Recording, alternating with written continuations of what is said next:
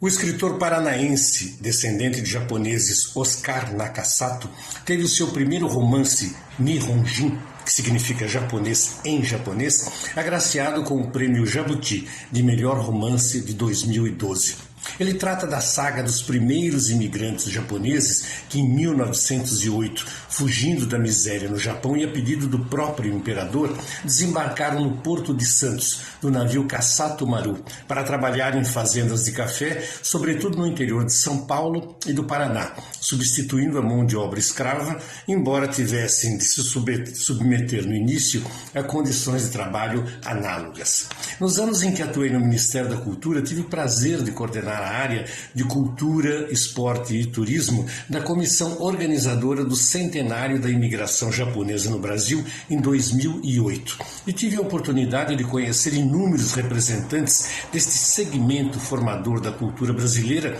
que hoje totaliza mais de 1,5 milhão de pessoas, e ouvir deles histórias diversas e muitas similares à do romance Nihonjin, de Oscar Nakasato. O narrador, neto de japoneses, como o autor, relata a vida de famílias de imigrantes japoneses, primeiro nas plantações e na colheita do café, depois na tentativa de se adaptar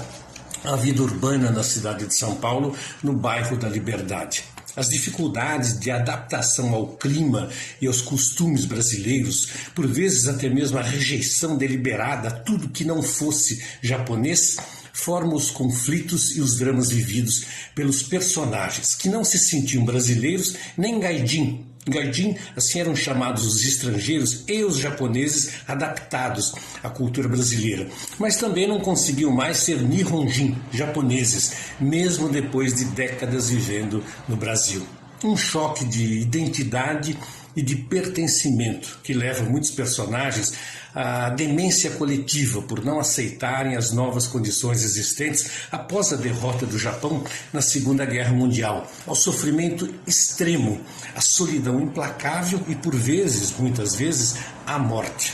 Os hábitos familiares rigorosos e até mesmo cruéis, o respeito absoluto à autoridade paterna e ao imperador, do qual ainda se sentiam súditos, a inferioridade das mulheres e as regras imutáveis que determinavam o comportamento de cada membro da família foram se tornando algo insuportável para as novas gerações de japoneses que nasceram e cresceram no Brasil.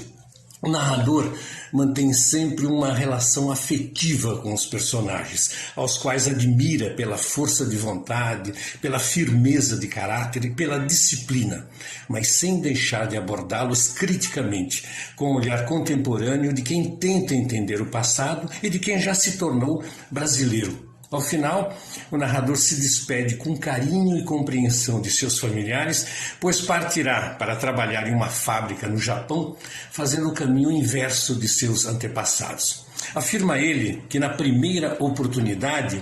me sentarei num campo de cerejeiras brancas e permanecerei ali por 1-2 horas, que irei aos pés do Monte Fuji, olharei o pico coberto de neve e o reconhecerei, que será um reencontro. O narrador brasileiro busca então compreender o que é e o que foi ser Nihonjin no Brasil.